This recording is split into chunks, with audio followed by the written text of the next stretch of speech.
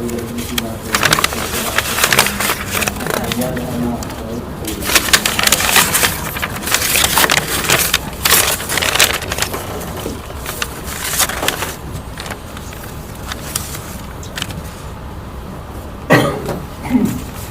morning, everyone. Thanks very much for being here for today's update. We saw parts of Vermont with significant rain and winds yesterday, but overall, we made it out better than expected. Although, it appears Rutland and Addison counties were affected the most, with high winds which led to more power outages compared to earlier this week. The utility crews are working hard and have made a lot of progress since last night. Yesterday, the state unfortunately confirmed its first fatality related to flooding. I want to express my sincere condolences to the Duvall family, Stephen's friends, and my hometown of Barrie for this heartbreaking loss. While we continue to have an eye on the immediate response, we know communities and families are reeling and need our help. So we'll be actively moving on our recovery work as a result. On an individual level, over the next 48 hours, it's incredibly important to get flooded homes, businesses, and public buildings as dry as possible to prevent other outcomes like mold, and we're working on resources to help with that. Dr. Levine is here with us today to talk about health and safety when dealing with floodwaters and responding to the damage it causes. And when it comes to recovery, the federal government continues to be incredibly helpful. On Monday, I'll be welcoming the U.S. Secretary of Transportation, Pete Buttigieg, to Vermont, and we'll survey impacted infrastructure and talk about how we rebuild and recover. And as you know, last night I submitted to President Biden a request for a federal major disaster declaration. And I'm happy to say about 20 minutes ago, the President approved that request. So I'm very grateful for the speed of FEMA and the White House. It will open up significant federal resources for communities, individuals, businesses, and the state. We'll have more detailed information on that with a press release on the approval right after the press conference. In anticipation of these funds, we're working to develop a concrete list of resources to help impacted Vermonters and making sure it's as easy as possible for Vermonters to access those. In a few minutes, Secretary Tebbetts will also discuss damage sustained to our farms and resources available to them. Lastly, I've been inspired by the thousands of Vermonters, businesses, and organizations who have reached out wanting to help. As we transition to recovery, we know we'll need all the help we can get. You can sign up to volunteer at vermont.gov/volunteer or with local community organizations. There's a ton of work to do, and impacted Vermonters will need all the help we can provide. I know Vermonters will continue to step up and meet the moment. I'll now turn it over to Commissioner Morrison to give a situational update and report on the recovery work that will soon begin. Thank you, Governor. Good morning, my fellow Vermonters. We are relieved that last night's storms did not bring the full fury that we anticipated. There are areas that were hit quite hard, but we did not receive any calls for evacuation or rescue. Today, we will keep teams staged throughout the state ready to respond to emergencies. You will also see air assets out today looking for vehicles in waterways or other places that they don't belong. To date, we have performed 202 rescue missions. We've assisted with approximately 100 evacuations and have conducted dozens of vehicle checks to ensure that no one is trapped inside. As of this morning, as the governor mentioned, there is just the one known fatality associated with this event. Last night, our power outages spiked to around 14,000, but are down to approximately 3,500, and currently the highest number of those outages is in Rutland County. It looks like we will have a day or two of decent weather in most parts of the state. It's going to be easy to think that we're out of the woods, yet several of our communities are still reeling from last night's events. And candidly, the high winds, the rainfall, thunderstorms complicated an already devastating situation locally in many communities. So please remember our neighbors right now, particularly along the 22A corridor. Towns like Bridport, Shoreham, Cornwall, and Middlebury were hit hard last night. And let's remember that we're all in this together. We're beginning the work of understanding the federal disaster declaration just signed by President Biden this morning. As the governor mentioned, this will open up a variety of streams of funding to assist Vermont individuals, businesses, and municipalities, as well as the state. And we're going to have more details on that very soon. It is important to note that we did not wait for this declaration to summon federal disaster assistance. There have been numerous FEMA resources on the ground here in Vermont since very early this week. Specifically, there are 2 incident management assistance teams, one here in Berlin and one temporarily staged in South Burlington. There are 2 disaster survivor assistance teams, each with 35 people at a staging area awaiting deployment.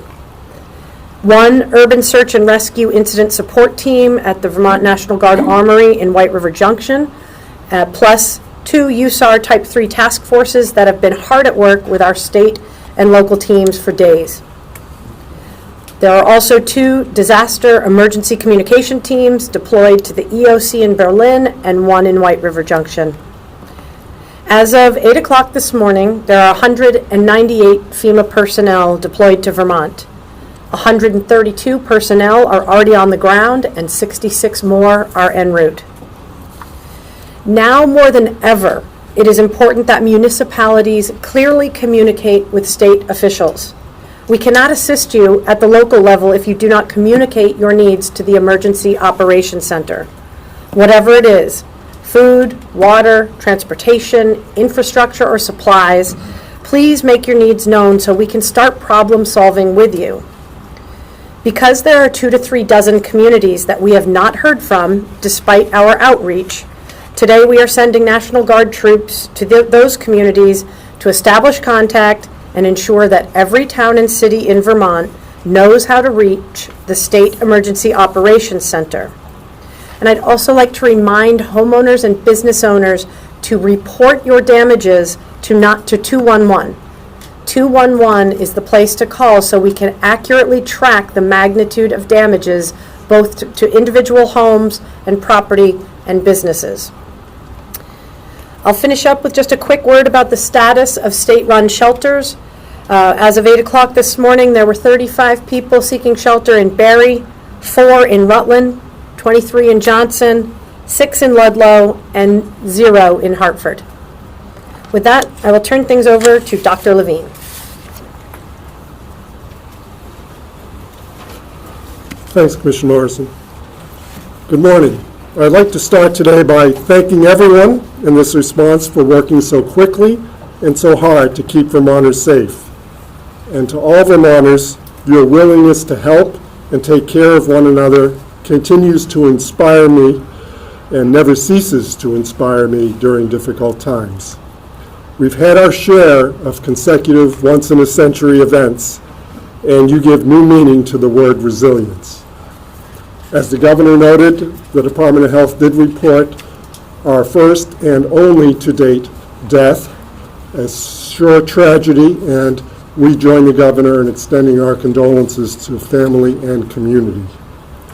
Now, I know that experiencing property loss of your own, or of your neighbor, or your community, or just the stress and uncertainty surrounding crises like these can take a toll on our mental health. Please recognize that's completely okay and reach out for help if you or someone you know is struggling. In addition to all of our local resources, there is now a national disaster stress hotline that you can call or text for support, 1-800-985-5990. Now, unfortunately, we know that climate change will continue to make severe weather a threat to our world, so it's important to understand how it impacts our health and what we can do in the short and long term to mitigate these impacts. As we all work toward recovering from this disaster, returning to homes and reopening businesses, it's my task today to share some guidance for staying as safe and healthy as possible. Let's start with drinking water. If you're on a municipal water system, follow their guidance on boil water or do not drink orders. But if you have a private well or spring and are in a flooded area, you should assume your water is contaminated. Don't drink or use your water for cooking, baby formula, washing food, or brushing teeth until you can have it tested. The Health Department is offering free test kits for anyone impacted by the flooding. These kits check for bacteria, nitrates, other chemicals, or contaminants. Please call our public health laboratory at 802-338-4724 or check our website, which also has this number, for more information that can be tailored to your particular situation. Boiling your water for 1 minute kills bacteria and other organisms. But don't use or boil water that's untested if it's cloudy, full of sediments, or smells like fuel or chemicals. Next, talk about water in the swimming and water safety capacity. Even once the skies have cleared, people and pets should stay out of any body of water after a heavy rain or flooding event. This has always been true, even in non-disaster circumstances. High water and strong undercurrents can linger and carry debris several days after a storm, making swimming or boating in these areas dangerous for anyone. Bodies of water may also be contaminated by microorganisms, fuel, and wastewater runoff. Swimming in contaminated areas can result in rashes, sore throats, diarrhea, or more serious problems from bacterial infection. So it's best to find another summer activity or place to cool off until waters are calm and cool again, especially in light of the fact that we have repeated rain events throughout this time period. Next, returning to your home. Wait until local officials say it's safe and standing water has gone down. Watch for any downed power lines, gas leaks, or damaged fuel tanks.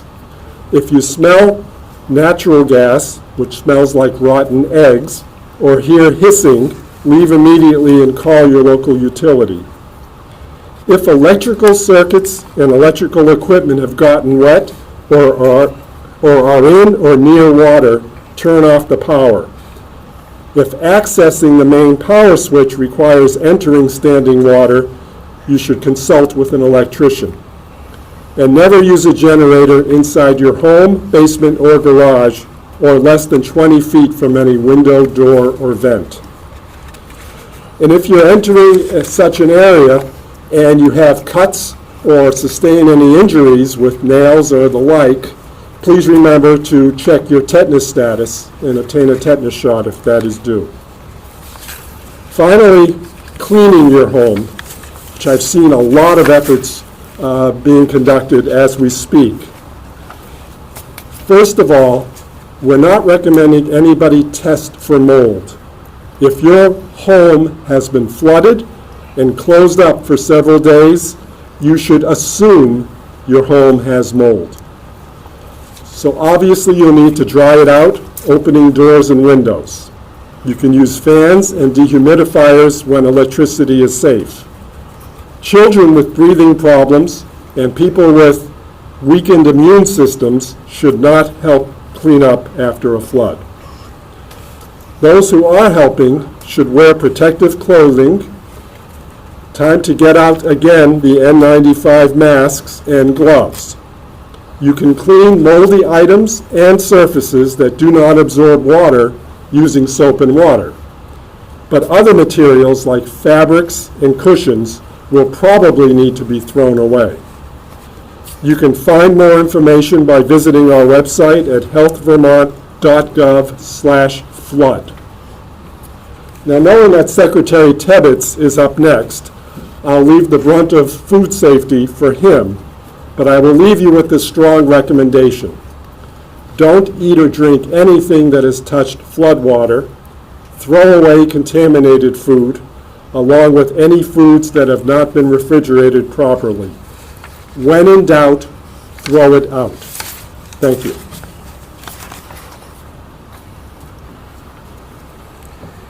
Thank you, Dr. Levine, and good morning, Vermonters. So here we are. We know the story. We've seen the images. We've witnessed the heartbreaking pictures of water tearing through our cities and our towns and villages, uprooting our roads and our bridges, flooding our farms, and destroying our crops. This tragic event follows closely on the heels of a hard freeze many of our farmers experienced in May. It's too early to fully describe or even estimate the damages, but it's clear the losses will be catastrophic, and our farmers, small businesses, and agriculture producers will need help. We expect the excessive flooding and silt will destroy a large share of our produce and livestock feed. In our hilly state, some of our most fertile farmland lies in the river valleys, in countless fields of corn, hay, vegetables, fruit, and pasture were swamped and buried. Vermont's growing season is short, and a historic flood in the heart of our limited window to grow food and crops is particularly devastating. Many crops cannot be replanted, and losses will not be effectively recovered or mitigated prior to our early fall harvest. Farming is challenging and rewarding, but heavy losses of agriculture products or feed will put many at risk. There is a ripple effect. The disruption to our farms may disrupt our regional food system and our food security. The widespread flooding we suffered throughout Vermont this week is among the worst of the last century, and it arrived in the heart of our growing season. So what's next? Farmers are already cleaning up, calculating their losses, and preparing for the fall and the winter. The work will not stop. We want our farmers, producers, and nurseries to document their losses. There will be a time we will need that information to present to our federal partners, including FEMA and the United States Department of Agriculture. Farmers should contact their insurance agent. We encourage our farmers to visit our webpage for any of our social media channels. We have put together a packet of resources that may help farmers navigate the many issues that they're facing. Again, that information can be found on the Agency of Agriculture's homepage. What can the public do? This is the time to support farmers. Maybe it's checking on your neighbors to see if they need a hand with a chore or an errand. Maybe it's attending a farmer's market or buying meat, cheese, or produce from a farm stand. Maybe it's hopping on the computer and buying a product so it's delivered in the mail. Or maybe you can donate to a fund that's focused on farmers. There are many. Farmers are rugged, hardworking, creative, darn tough governor, curious, and kind. They love their land, but they are hurting like the thousands of Vermonters who have lost their homes or businesses. Farmers feed us, and they will continue to feed us. Let's do our part to support them as we navigate this historic event with them. One of our strong partners has been the Agency of Transportation, who's helped restore many of our routes to support our farmers. I'm going to turn it over to Secretary Flynn for an update. Thank you, Secretary Tebbetts. AOT has had its first response-related injury. While driving a 10-wheel dump truck yesterday, a sinkhole opened up and the truck stopped dead in its tracks. I'm pleased to report that after the driver was evaluated at a local hospital, they returned to work, anxious to get back to the job at hand. More updates. As a result of the damage on Interstate 89 that occurred Monday, requiring us to close the interstate northbound. There, you will see some paving out there today, and there will be a temporary restriction to one lane northbound while the damaged pavement is repaired. The VTR, which is the Western Rail Corridor, should open later today, allowing the Amtrak Ethan Allen into Burlington tonight, with southbound passenger service restoring tomorrow morning. Currently across the state, AOT is working with 47 private contractors on our state road projects. That's an increase of 15 private contractors since we spoke yesterday. There remain 19 state roads fully closed. 9 roads are partially closed. And I would like to take a moment to share with you an enormous amount of effort over the last 48 hours of the following list of roads that have been reopened across the state of Vermont. Route 2 in Marshfield between Plainfield Village and Nasmith Brook Road. It is a gravel surface, so motorists must be prudent with their speed. Route 2 in Marshfield just east of the village center. It too is gravel but passable. Route 2 in Duxbury between Vermont 100 and Vermont 100B. Route 2 in Waterbury near Fars Field. Route 2 in Middlesex near Lower Barnett Hill Road. Vermont 14 in Calais at Perkin Brook Road is open but gravel. US 302 in Berry Town from Old Route 302 to the roundabout. US 302 in East Berry Road between Waterman Street and Messier Drive in the vicinity of the VFW. The Waterbury Park and Ride off Lincoln Street has reopened. Vermont 64 in Williamstown between Vermont 14 and I-89 has reopened. Vermont 12 in Brookfield near Baker's Pond no longer is being monitored and is open. Vermont 12 in Berlin near Rowell Hill Road also is no longer being monitored and is reopened. Vermont 12 in Hardwick at Bridge 66 is open to one lane. Vermont 12 in Roxbury, Warren Mountain Road to Granville Town Line has been reopened. And then Vermont 103 in Chester, Vermont 100 in Wardsboro to Jamaica, Vermont 107, Stockbridge to Bethel, Vermont 100 in Londonderry, Vermont 100 in Weston, Vermont 10 in Chester, Vermont 5 in Westminster, Vermont 66, Route 66 in Randolph, Vermont 4 in Woodstock, Vermont 110 in Tunbridge, Vermont 106 in Reading, Vermont 14 in Randolph, Vermont 14 in Randolph, Vermont 103, Gassets to Proctorville. There is alternating one-way traffic, but it is open. Ludlow south to Weston on Vermont 100 is open to emergency vehicles and limited local traffic. Plymouth, Vermont 100A has multiple slow zones but open. Vermont 15 in Cambridge at the Wrong Way Bridge is now reopened. The intersection of Vermont 108 at Vermont 15, Jeff, reopened.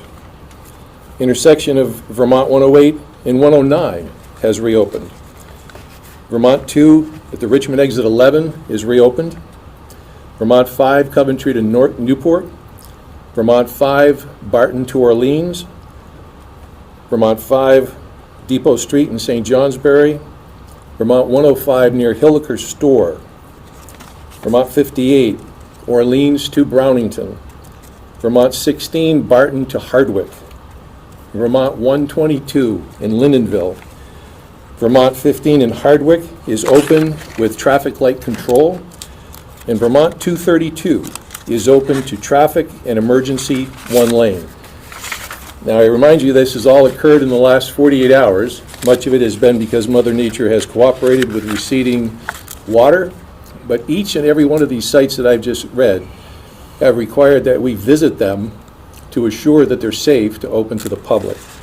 Our crews have been extremely busy, as has everybody. I would like to say also, reinforcing what Commissioner Morrison mentioned about communities contacting the SEOC. Working with the SEOC in emergency management, AOT has been able to contact 228 towns. There are still 24 we have not been able to contact. Currently, AOT is assisting 15 towns. There was one new closure last night as a result of the rain, Vermont 346 in Pownell.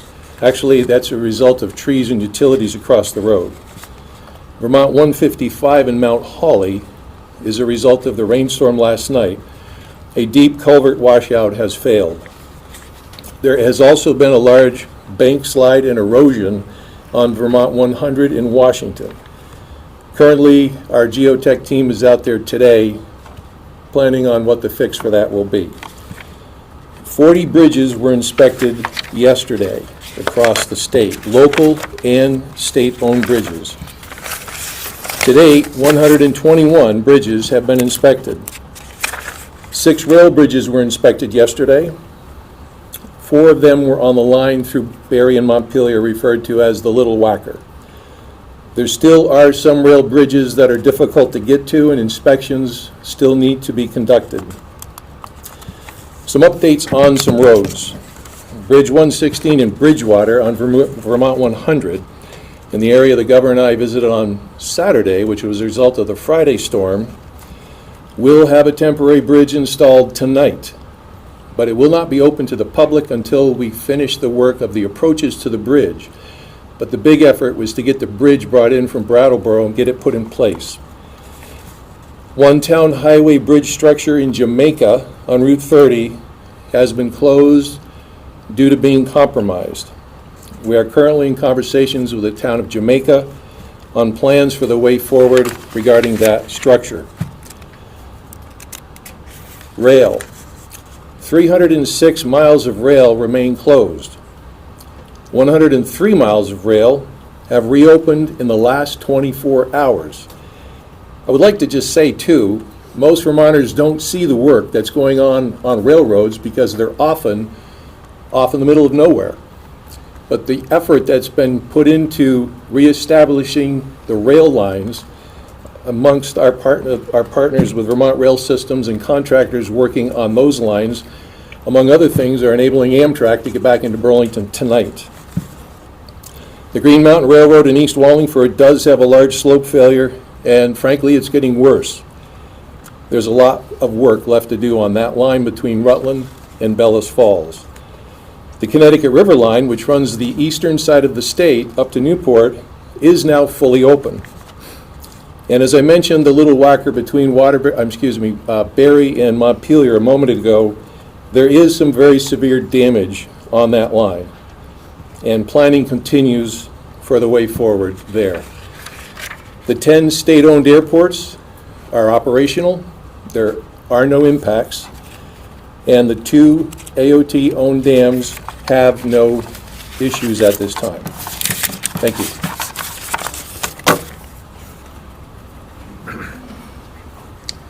Thank you all. We'll open up to questions. Sorry, Governor, the IRS put out a statement this morning saying that they're extending a filing deadline for tax filers, businesses, and individuals. Does the state have any plans to do the same? Oh, we'll be working on that. I think that was for maybe their quarterly filings, but I'm not sure. The quarterlies were in June, I believe, so this is probably in September. So we have a little bit of time to figure that out, but we'll obviously react accordingly and do everything we can to reduce the burden on impacted Vermonters. You know, along those lines, I had some store owners in Montpelier ask me yesterday if the state was considering delaying their collection of sales tax by the end of the month so that was money they could use to help with their recovery. Is that something that's... Yeah, it's all in the mix. I mean, we don't know what we're going to do, but we are certainly aware of the impacts on businesses, and we want to do anything we can to alleviate that. So that's one of our discussions.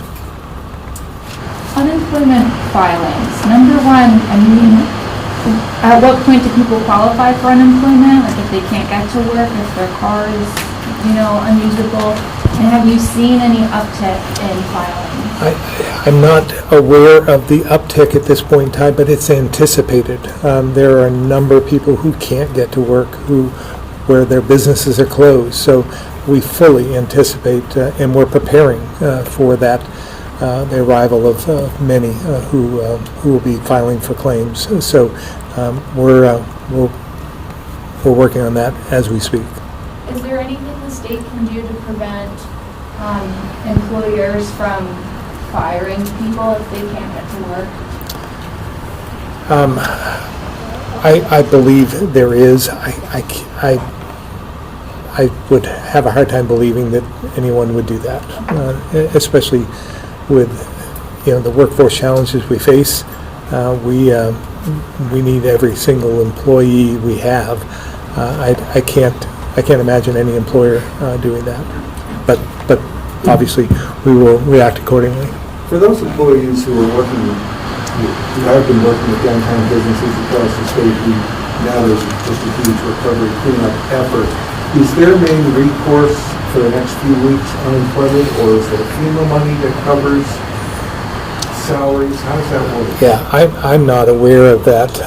Thankfully, we have a couple of FEMA representatives here. I don't know if you are prepared to answer anything like that, but please come up and identify yourself. Good morning, I'm Sam Harvey. I work with FEMA on the individual assistance side. Yes, there is the approval for disaster unemployment assistance, which is a grant from FEMA to the state to help with anybody who, because of the disaster, lost wages or lost employment. They would apply through the Vermont Department of Labor and go through that process. So that's a separate fund that's set up for them? Correct. So when will individuals be able to apply for individual assistance? What will that look like, and how much can people receive potentially? Sure. So for those that were impacted, that had uninsured disaster losses, they can apply for FEMA assistance as early as today, now that the declaration has been approved. We'll continue to roll out those programs, but they can call 1-800-621-FEMA, 1-800-621-3362. Go to disasterassistance.gov or interact with one of our disaster survivor assistance operators in the field to apply. That will start the process going. Each individual will have a different time frame and path forward based on their situation and what they're able to provide. And each individual, based again on their scenario, will have availability to different funds for home repair, for temporary housing, and for loss to personal property. Is there a deadline to apply? Is there a certain window you have to apply by?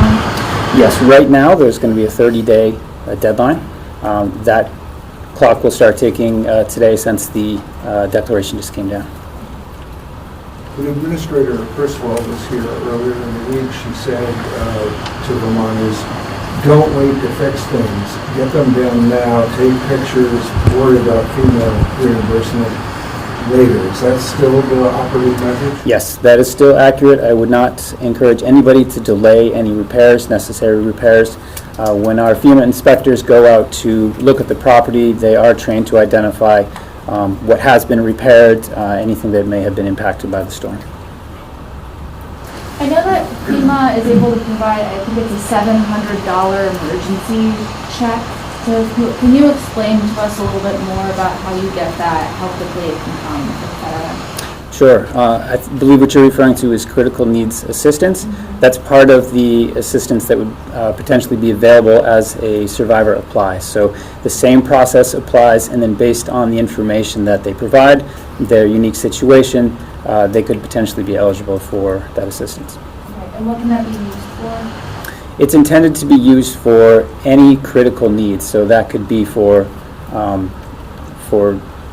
loss to food, loss to they had to pay for a hotel room out of pocket. Any of those things that are required in the interim just to get them through. Will will people need to provide their receipts to prove what they used it for? Is there any kind of check on that?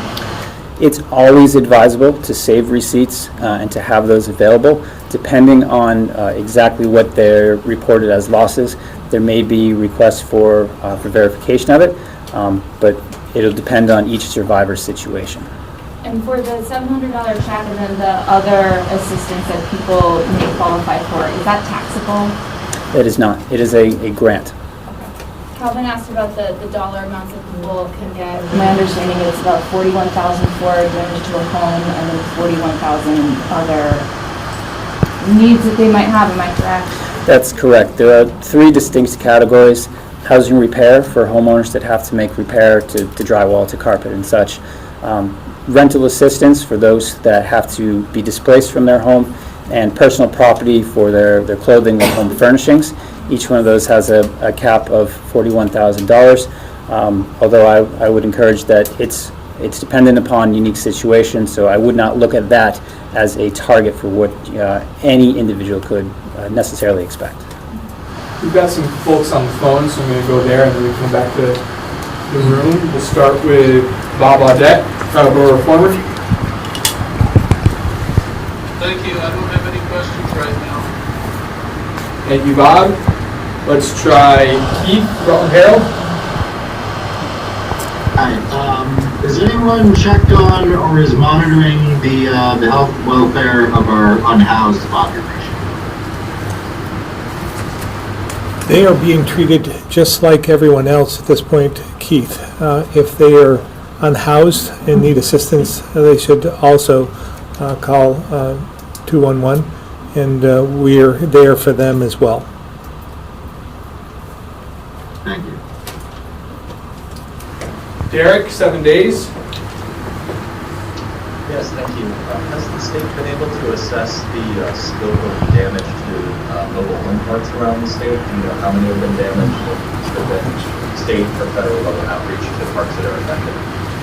Yeah, we are aware of some mobile home parks, and we are looking into those at this point in time. And in fact, there was one we visited 2 days ago in Barry that was heavily impacted again from this storm. Is there anybody here who might be able to speak to that? Yeah, Commissioner Morrison had to leave. We'll get back to you on that and give you a report on that tomorrow. But I have been concerned about our mobile home parks because I was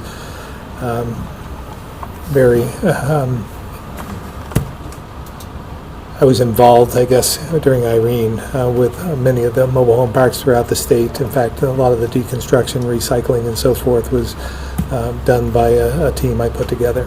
So we're very aware of that situation. Thanks, and I have one other question. I was hoping to get a little bit more clarity on those 24 or so towns that were mentioned as not having had contact with state officials yet. Are any of those towns in areas of the state that were known to be affected by the floods? And when you say the National Guard will be deployed to those places, what will that look like? Yeah, we'll have a liaison from the National Guard go into the communities just to make sure that we're talking to them face to face, without an email, without a phone call, and so forth. We don't want to wait for that. Obviously, something's being missed, so we want to be sure that we have this contact, so we know what the needs are of the communities. Because if they don't contact us, we don't always know, and so that's what we're trying to alleviate. You know the Sure. Okay, Secretary Flynn. From the AOT perspective, the majority of those towns that I mentioned are in northwestern Vermont, where there was much less impact from this event than the rest of the state. So we would call that our District 5 and our District 8 garages in the towns in that area, probably just because they don't have a lot to tell us. But we're not relying on that. We're going to continue to try to assure we have contact. Thank you. Joseph Gresser, Brattleboro Chronicle. Mark, if that's okay. Up here in Orleans County, there are many people who are concerned about the safety of the Casella landfill all the time. Was there any special attention given to things like potential runoff or other problems that might have resulted strictly from the heavy rainfall? First of all, Joe, I know you're from Barton, so, there's an inspection process at the landfills on a daily basis. So anything, any slides, any deviation from normal operating procedures are identified and repaired every single day. So I would imagine that's still the case. Okay. Deputy Secretary Gendron just said that that is the case. So we are not aware of anything, but they're inspected every single day. Thank you. I have one other question. I was visiting an organization that had a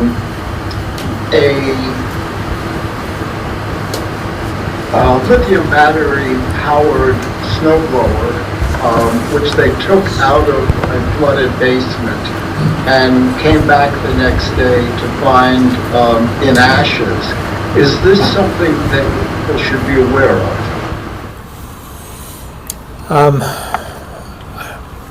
At this point in time, I don't know if we can answer that, and we'll certainly look into it and get back to you and maybe identify that as an issue. But I'm not prepared to answer it right here from the podium. But give us an opportunity to look into it, and then we'll assess that. Fair enough. Thank you. Chad, News 10, and if you could just speak up on the phone.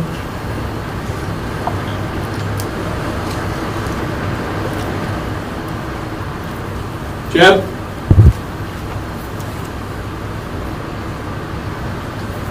All right, we'll go back to the room. Question about ag. Do we know how much milk has been dumped? I gathered from the website that is a concern. Any sense of how much and what's been done about it? Just a little background, as many of you know, cows have to be milked twice a day, and then it's gone into a holding tank for storage. And pickup, it could be, depending on the size of the farm, could be every day or could be every other day. So there's not a lot of capacity to keep the milk cool on the farm. It has to be transported to the creamery to be processed into, cheese or butter, yogurt, etc. So when we had a number of roads that washed out and collapsed, that put a real strain on our transportation system and picking up the milk. So it's not as bad as we thought it was going to be. There's still pockets of it. Of course, a gallon of milk that you have to throw away is a sad day for a farmer. That's the revenue stream for a farm, and it's also a loss because that's turned into valuable product to feed us. So there has been some great work done by transportation, identifying some areas that priority, particularly Route 2. There was a lot of the creamery in Cabot.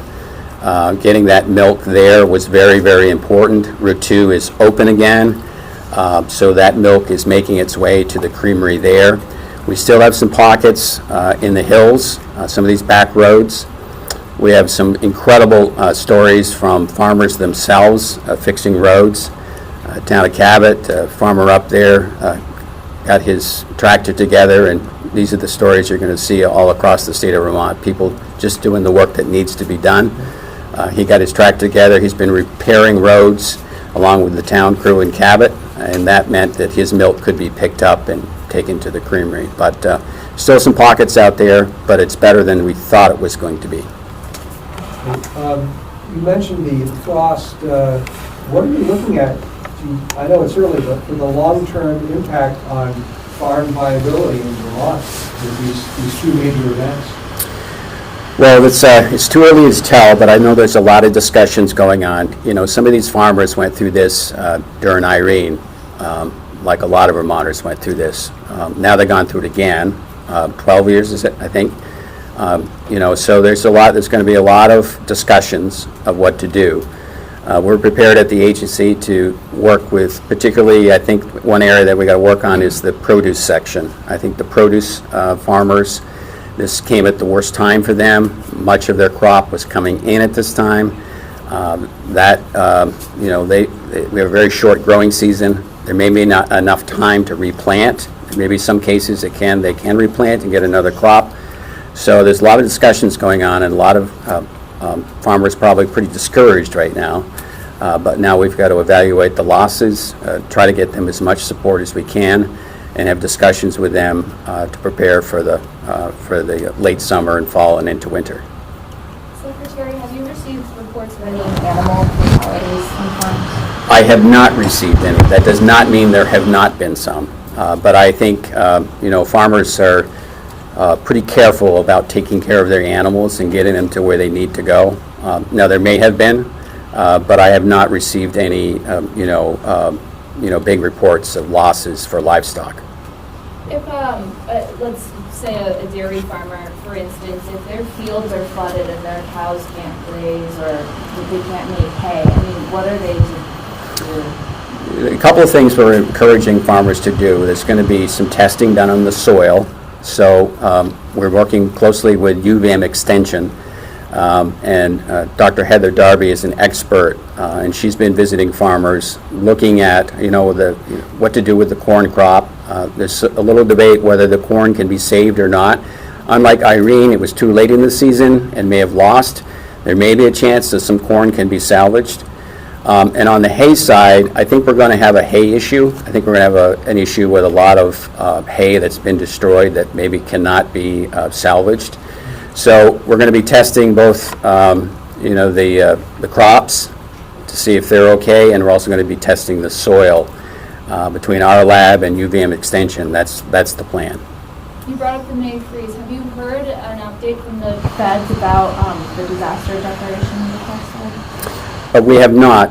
We have heard from USDA that if we're going to get direct payments to those that were impacted by the freeze, Congress is going to have to allocate some money for that. We believe the loss for our growers was about $10 million during the May freeze. So we have heard from USDA. They do have existing programs but most of those are loans, not direct payments. But if we're going to get any direct payments to those that suffered loss during the May freeze, Congress is going to have to appropriate a special money for them. Would that be in the Farm Bill or the budget negotiations? It could. There's a number of vehicles. There's some discussion in Washington. There are a lot of disasters that have happened over the United States over the last year, and sometimes they put together a special appropriation just for natural disasters related to agriculture. We think that may be a vehicle, but we're in close contact with our delegation. The other thing is the region has been impacted, so we've had, Connecticut was reaching out last night. Massachusetts was involved in this flood as well.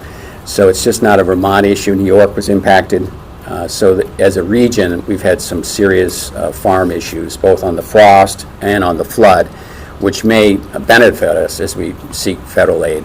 Will you seek another USDA disaster declaration? We're looking into that. We're under discussion. Maybe the overall FEMA one that the president has given us may be enough, but we're prepared to file one in case we need an additional one and get that to the governor for his signature to present it to the United States Department of Agriculture. This is a super bleak question, but you mentioned that this was a regional event and a lot of crops have been damaged, and as the climate warms and severe weather events continue to happen, are you concerned about long-term food security? I think we're always concerned about that. That's sometimes we forget about when farmers sometimes are criticized for whatever some practice or what they do, but in the end they're feeding us. I think Vermont is in a good spot without these natural disasters. We can produce a lot of great food for the region. We can produce more, but it's challenging. The price point to the farmer is always a challenge. We've got a national system. We probably should have a regional system, but a lot of people are working on that. Vermont can produce a lot of great food for Boston and New York and the Northeast. They just need to have that system supported, but it's very complicated. Everything from transportation to getting it to market and getting a return to the farmer that's fair. Sorry, go ahead.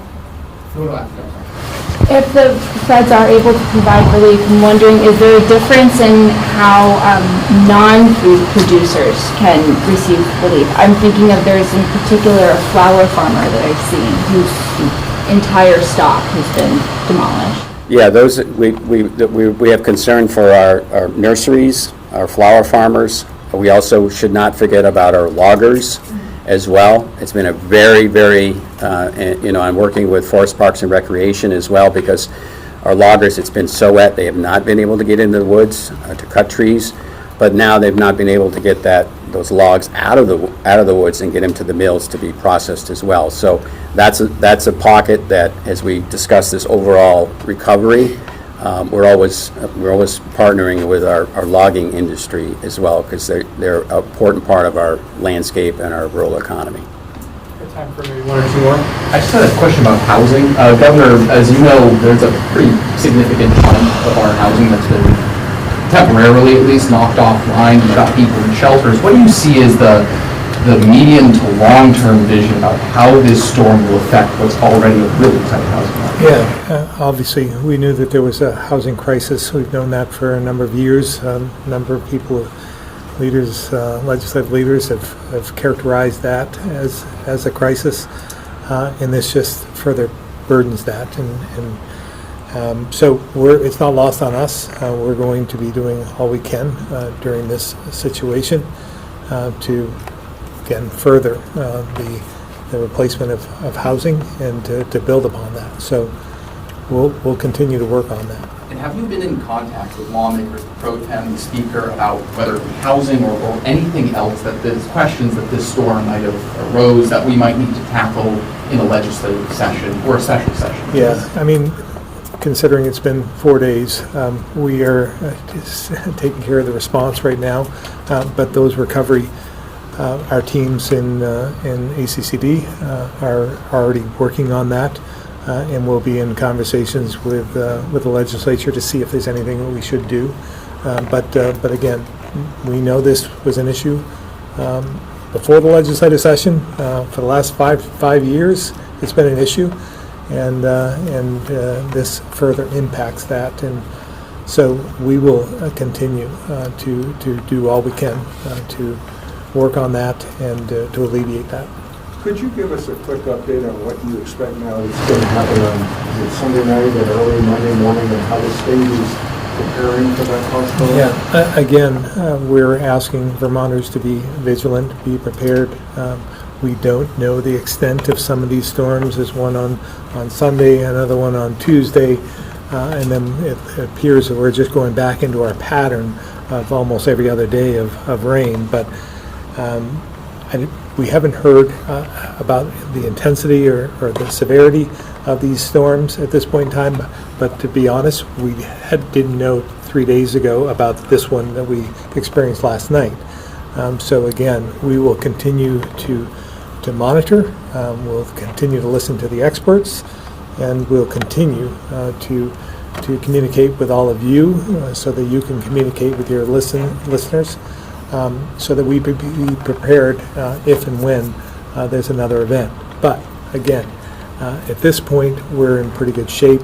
The streams and rivers are receding. That's good news. The reservoirs and dams, we're seeing that level recede. So we have some storage capacity, and that's the important part. So what we experienced again with this weather event was 3 days of intense rain.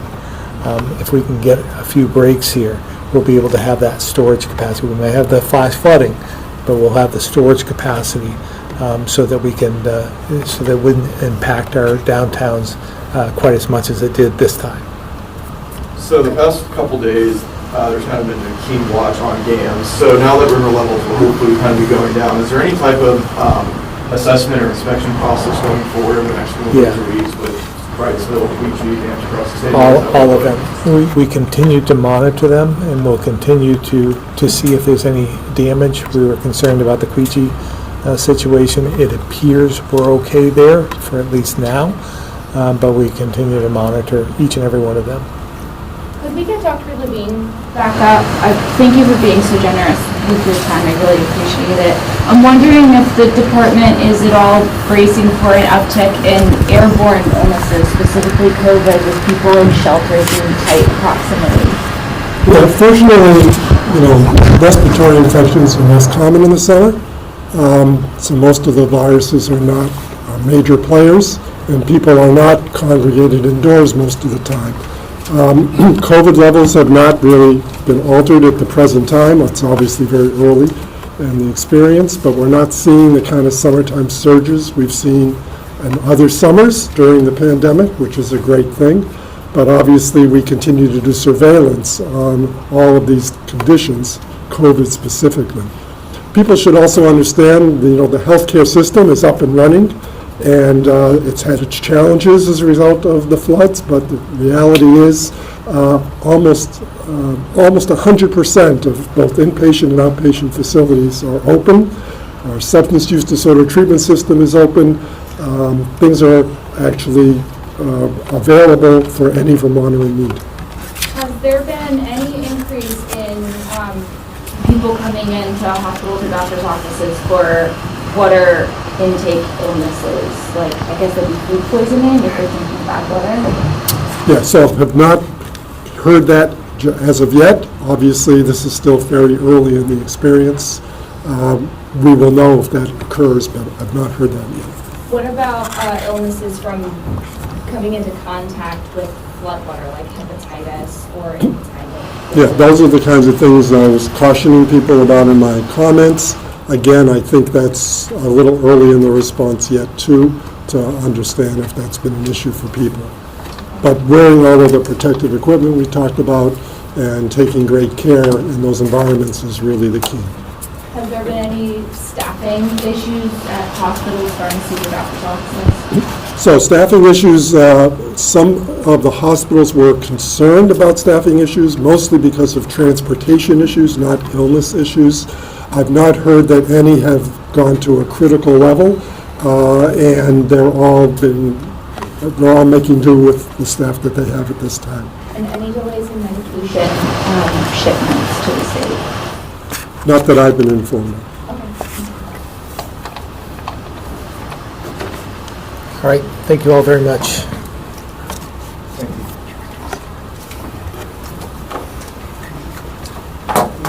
Bob and Sarah, I guess I think you're asking about the disaster. Yeah. So the IA is, so the disaster unemployment won't be available to people today because the State Department of Labor still needs to go to the U.S. Department of Labor for their internal approvals before people can start applying for it. But for the other stuff, that wouldn't pay for the